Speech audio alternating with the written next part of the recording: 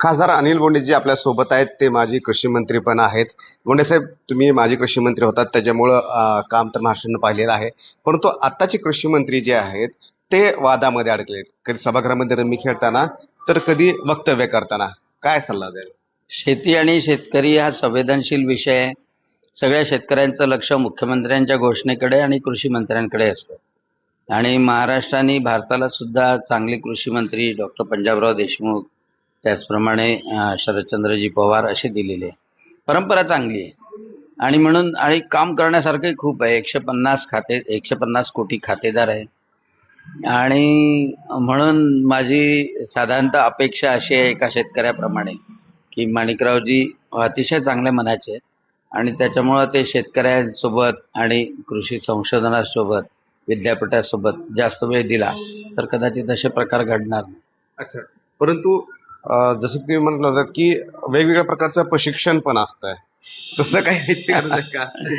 नाही, स्वपरीक्षण आणि स्वतःच नियोजन प्रत्येकाने केलं पाहिजे आणि शेतकऱ्यांशी मनाने खूप जोडून गेलं तर मला असं वाटतं शेतकऱ्यांच्या संवेदना आपल्याला कळतात आणि माणूस शेतकऱ्यांसारखं बोलायला लागतं. अच्छा, पण तुम्हाला पण वेगवेगळ्या प्रकारचं प्रशिक्षण दिलं दिलं जातं, काय बोलावं काय नाही, तसं मित्रपक्षाने पण प्रशिक्षण गरजेचं आहे का? नाही, निश्चितच माणूस प्रशिक्षणातूनच मोठा होतो आणि त्यामुळं त्यांचा पक्ष असो किंवा त्यांनी स्वतःच त्या प्रशिक्षणाच्या माध्यमातून गेलं, कोणीही पण स्वतःचं निरीक्षण, स्वनिरीक्षण आणि स्वतःचं नियोजन या माध्यमातून माणसामध्ये सुधारणा होते आणि आपण लोकांना जास्त चांगल्या तऱ्हेने देऊ शकतो. अच्छा. आणि कृषी मंत्री अतिशय महत्त्वाचं माझ्या दृष्टीनं तर मी स्वतः विनंती केली होती माननीय देवेंद्रजींना तेव्हा 2019 मध्ये मला द्यायचं असलं तर फक्त कृषी मंत्री पद द्या, शेतकऱ्यांसाठी द्या आणि मला खूप समाधान मिळालं त्याचं. सभापतींना, अध्यक्षांना काय विनंती कराल तुम्ही?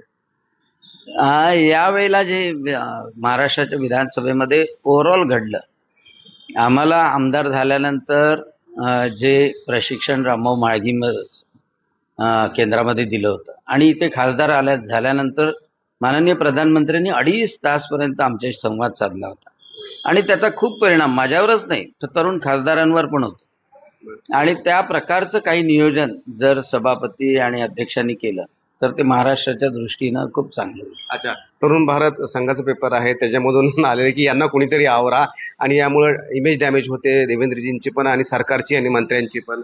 खरं जर पाहिलं तर मुख्यमंत्री महोदयांनी देवेंद्रजींनी अंतिम आठवडा प्रस्तावातच त्यांच्या भावना मांडलेल्या होत्या आणि त्या भावना प्रत्येकाने समजून घेतल्या पाहिजे आणि मला असं वाटतं की समजतील, सगळेजण समजदार आहे आणि पुढच्या काळामध्ये निश्चितच महाराष्ट्रामध्ये अतिशय चांगलं सुसंस्कृत वातावरण निर्माण होईल. राजीनामा अशी मागणी करतात. राजीनामा हे काही उत्तर नसतं, परंतु श्रेष्ठी जे आहे पक्षाच्या ते निश्चितच ठरवतील.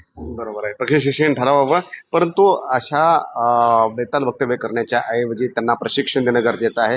विधानसभा अध्यक्ष सभापतींना विनंती केलेली आहे खासदार आणि माजी कृषी मंत्री अनिल बोंडे यांनी की त्यांचं प्रशिक्षण घ्यावं आणि माणिकराव कोकाटेंनी जास्तीत जास्त शेतकऱ्यांच्या संपर्कात राहावं.